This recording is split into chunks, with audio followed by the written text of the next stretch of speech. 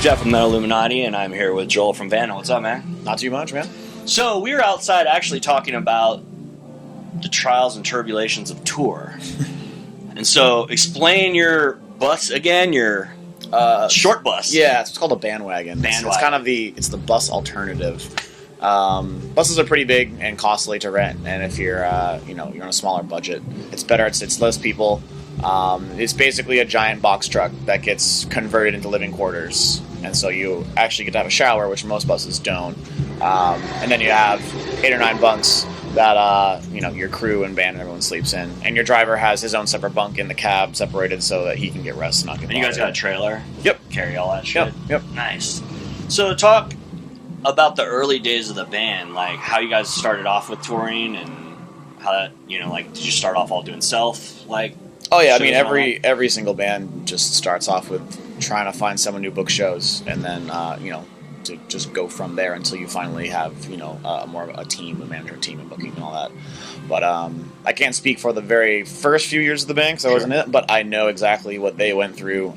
You book the do-it-yourself tours for a weekend, and then a week, and then a couple weeks, and you just kind of start spiraling out as far as you can go, while keeping that home base strong, and When did you feel that it was like time to get management and a booking agent? Well, for the guys, it happened right before I was in the band. Mm-hmm. They actually were approached, so they just decided at that point that that's a good idea to move forward from there.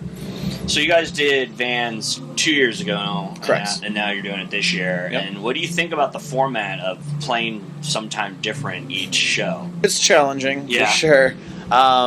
We go into it every day knowing we go to bed, and if we're like hanging out and having some drinks, we go, remember, we could be playing at 10 o'clock tomorrow, like that kind of mentality. Yeah. So you have to be ready to play at 11 in the morning or 8 at night, depending on, because different venues have different time slots, and you're going to get a different time slot every single day.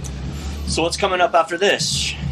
We have our entire year pretty much booked up until Christmas. We have Australia, Canada, Europe, the whole full U.S., maybe Australia more than is once. Such a different beast because there's It's only 5 major cities. So Oh, yeah. Are you guys like flying or to each probably, location? yeah. Last time we were there, they'll do domestic flights. We did 10 flights in like a week. It was ridiculous. And do you guys like get your gear there then, and you just bring cymbals and shit, or just your guitar? Yeah, you bring, like, the drummers will bring their breakable stuff and stuff they need. We'll bring our guitars and pedals, and then they organize having a backline ready, because obviously you can't afford to bring hundreds of thousands of pounds of gear. Did you deal with a bunch of issues with like the pedals and stuff and the different like power outages in Europe, Yes. Australia? We've fried out many power converters, and you plug into things, and especially if things are in different languages, you don't you think something's converted for American voltage, and it's not, so you blow out.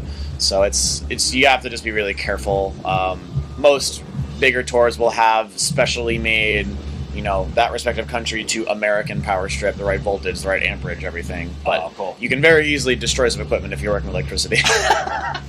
Well, cool, man. Thanks for the time. Yeah, no problem, man. All right, Metalluminati, motherfuckers.